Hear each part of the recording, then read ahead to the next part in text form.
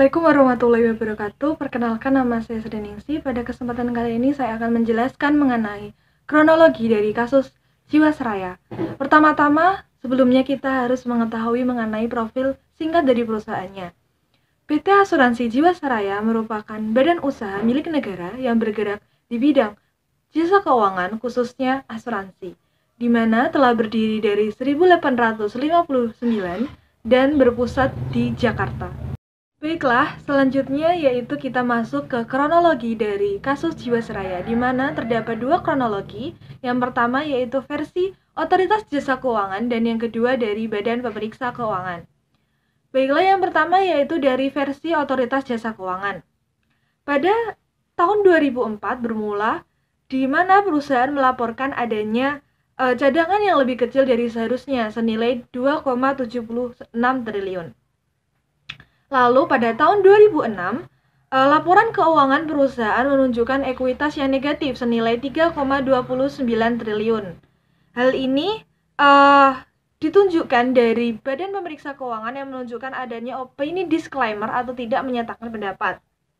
Di tahun 2008 sampai 2009, defisit perseroan semakin melebar hingga 5,7 triliun pada tahun 2008 dan 6,3 triliun pada tahun 2009.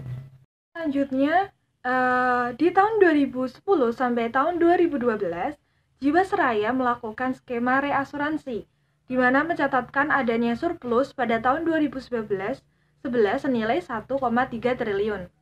Lalu di tahun 2012, Jiwasraya juga mendapatkan surplus dari skema asuransi tersebut senilai 1,6 triliun.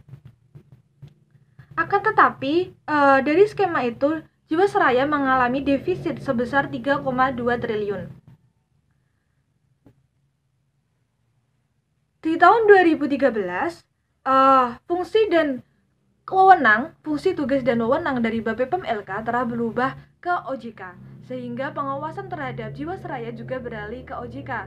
Lalu OJK meminta kepada Kementerian BUMN untuk memberikan alternatif untuk melakukan penyihatan terhadap keuangan Jiwasraya. Di tahun 2013 sampai 2016, OJK juga melakukan pemeriksaan. Di antaranya di tahun 2015 juga dilakukan audit oleh Badan Pemeriksa Keuangan, di mana terdapat adanya dugaan penyalahgunaan yang dilakukan oleh Jiwasraya. Selanjutnya, di tahun 2016, OJK meminta Jiwasraya untuk menyampaikan rencana untuk memenuhi rasio kecukupan investasinya, selain dari skema reasuransi yang sudah dilakukan sebelumnya. Lalu di tahun 2015, Jiwasraya mengeluarkan produk terbarunya yaitu JS Saving Plan yang menggabungkan antara asuransi dan investasi. Selama tahun tersebut, di tahun 2013 sampai 2017, premi penjualan produk pun meningkat. Di tahun 2017, OJK melakukan evaluasi terhadap produk tersebut karena adanya indikasi yang tidak baik dari produk tersebut terkait dengan investasinya. Lalu di tahun 2018, ketika terjadi perubahan direktur utama dari direktur utama yang lama menjadi dipimpin oleh Aswawisya, menunjukkan adanya pengungkapan terhadap adanya penyalahgunaan terhadap laporan keuangan perusahaan dan ketidakbenaran. Lalu di tahun 2019 sampai 2018, Jiwasraya mengungkap adanya kebutuhan dana senilai 32,89 triliun untuk memenuhi premi yang menjadi kewajiban perusahaan, di mana terlihat dari aset perusahaan yang menunjukkan tercatat 23,26 triliun, akan tetapi liabilitasnya mencapai 50 triliun, sedangkan ekuitasnya lebih kecil yaitu senilai 27 triliun, di mana liabilitasnya juga berasal dari JS Saving Plan.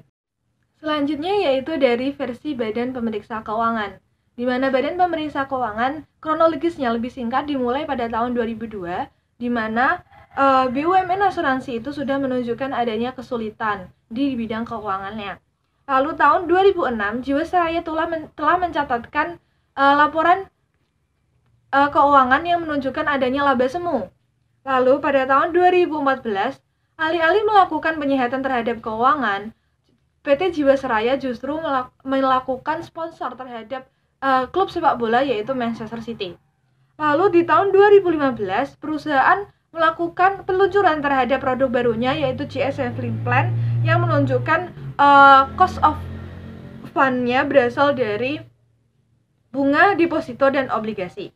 Selanjutnya di tahun 2017 Jiwasraya memperoleh opini tidak wajar dari BPK karena menunjukkan adanya kekurangan pencadangan senilai 7,7 triliun.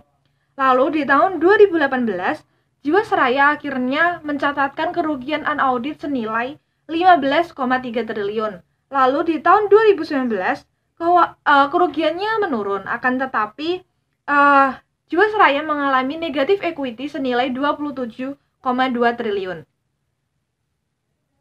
Mungkin itu terkait dengan kronologi dari dua versi terkait dengan kasus dari Jiwasraya. Selanjutnya akan disampaikan oleh kawan saya terkait pembahasan yang lain. Terima kasih. Selanjutnya saya akan menjelaskan mengenai bentuk pelanggaran yang dilakukan oleh beberapa oknum di PT Asuransi Jiwasraya. Yang pertama, adanya dugaan mispricing atau kesalahan pembentukan harga produk atau investasi bisa under value atau over value. Kemudian yang kedua, manajemen PT Asuransi Jiwasraya yang lama diketahui melakukan window dressing untuk mempercantik kinerja perusahaan. Kemudian yang ketiga, kasus gagal bayar di PT Asuransi Jiwasraya itu merupakan aksi oknum korporasi yang memainkan dana dari masyarakat. Kemudian yang terakhir sekitar 20% dana dari masyarakat diinvestasikan ke perusahaan yang baik dan sehat, dan 80%-nya itu diinvestasikan kepada perusahaan abal-abal. Jadi bentuk pelanggaran yang dilakukan oleh PT Asuransi Jiwasraya ini bisa dikategorikan sebagai tindak pidana korupsi.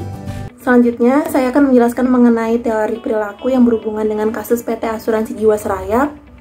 Menurut kelompok kami, itu ada 3 teori. Yang pertama, itu Fraud Pentagon Theory yang dikembangkan oleh Crissy pada tahun 1953 yang menyebutkan bahwa ada beberapa faktor yang menyebabkan seseorang melakukan fraud. Yang pertama, tekanan. Yang kedua, itu kesempatan. Yang ketiga, rasionalisasi. Kemudian yang kedua adalah Ghosn Theory. Ghosn Theory ini merupakan penyempurnaan dari Fraud Pentagon Theory yang menjelaskan mengapa seorang koruptor melakukan fraud. Yang pertama itu adalah tekanan, yang kedua kesempatan, yang ketiga kebutuhan, yang keempat adalah hukuman yang rendah. Kemudian yang terakhir adalah teori tanggung jawab yang dikemukakan oleh Hans Kelsen. Dalam teorinya, dia menyatakan bahwa seseorang harus bertanggung jawab secara hukum tentang tindakan yang mereka perbuat.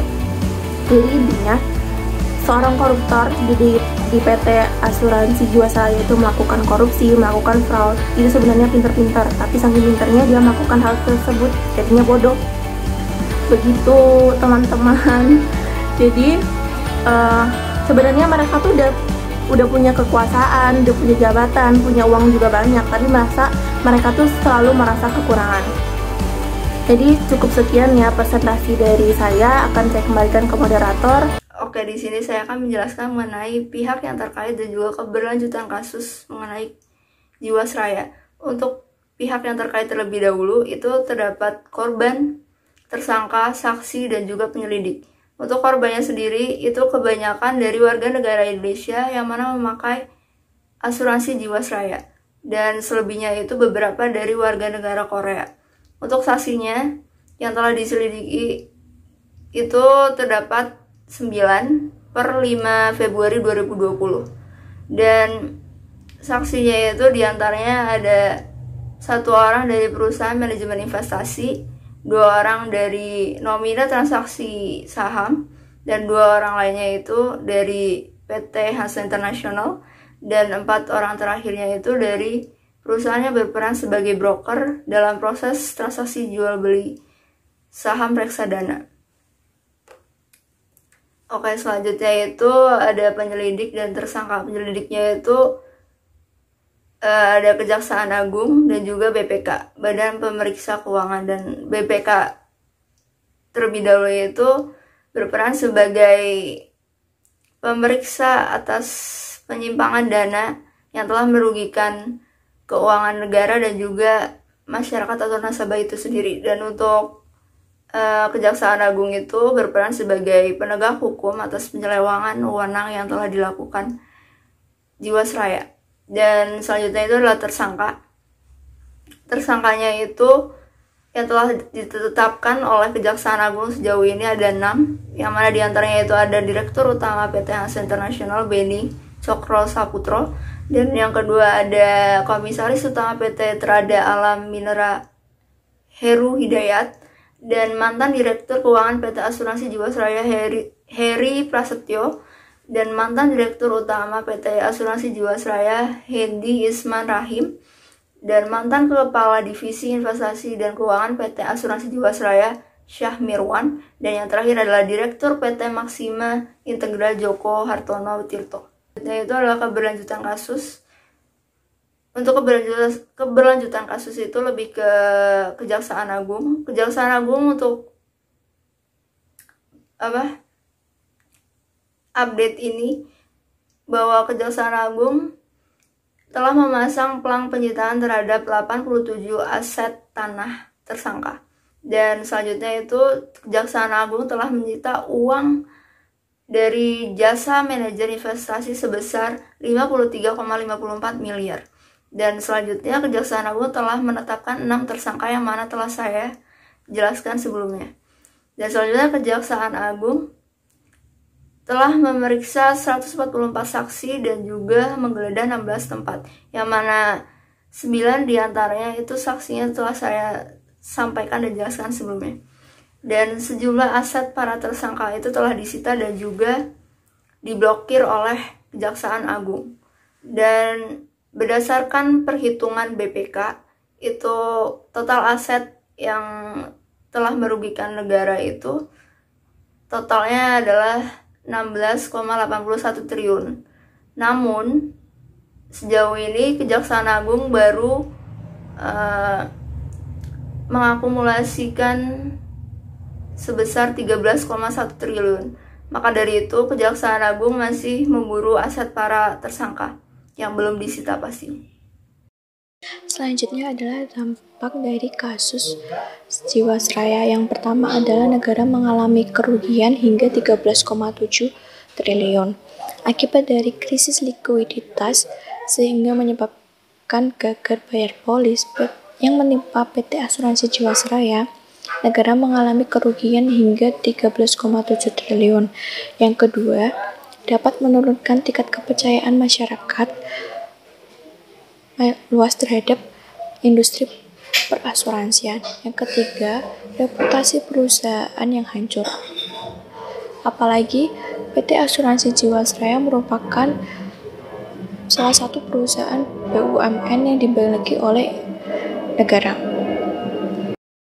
Selanjutnya adalah upaya preventif yang bisa dilakukan pemerintah agar kasus Jiwasraya ini tidak terulang kembali. Yang pertama itu reformasi industri asuransi oleh OJK. Reformasi ini mencakup pengaturan, pengawasan permodalan hingga terkait manajemen risiko. Reformasi ini juga dapat meningkatkan kembali kepercayaan publik terhadap industri perasuransian. Yang kedua adalah OJK membentuk lembaga penjamin polis. Tujuan dari pembentukan LPS ini itu untuk menjamin agar uang nasabah bisa dikembalikan apabila terjadi masalah pada perusahaan. Yang ketiga itu peningkatan pengawasan dan penindakan oleh BI dan OJK. Yang keempat, memperbaiki sistem dan tata kelola laporan keuangan. Apalagi dalam kasus Jiwasraya ini terjadinya Windows driving, diharapkan pemerintah dan DPR bisa menetapkan undang-undang. Saya Salsabila, saya akan membahas tentang alternatif solusi yang ditawarkan oleh PT Jiwasraya. Ada 4, yaitu yang pertama pelunasan, yang kedua bail-in, yang ketiga bail-out, dan yang keempat adalah likuidasi. Untuk opsi yang pertama, pelunasan, Kementerian BUMN itu sendiri menargetkan bahwa pelunasan tunggakan dari PT Jiwasraya itu akan dibayarkan paling lambat tanggal maksud saya bulan Maret tahun 2020 sendiri. Dan untuk nasabah yang diutamakan dalam pelunasan ini adalah nasabah tradisional. Untuk yang kedua yaitu bail-in. Bail-in adalah pembayaran di mana dana itu berasal dari investor atau pemegang saham dari PT Jiwasraya. Yang ketiga adalah bailout, di mana itu sama dengan bail-in, akan tetapi sumber dananya itu berasal dari pemerintah. Dan yang keempat likuidasi atau pembubaran. Akan tetapi pembubaran ini bisa mengakibatkan ketidakstabilannya ekonomi karena nasabah Jiwasraya itu yang cukup banyak dan total dana yang diasuransikan juga udah mencapai 17 triliun rupiah.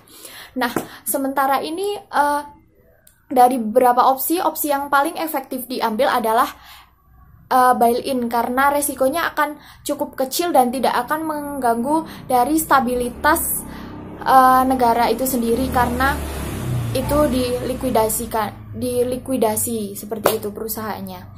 Sekian dari saya, terima kasih.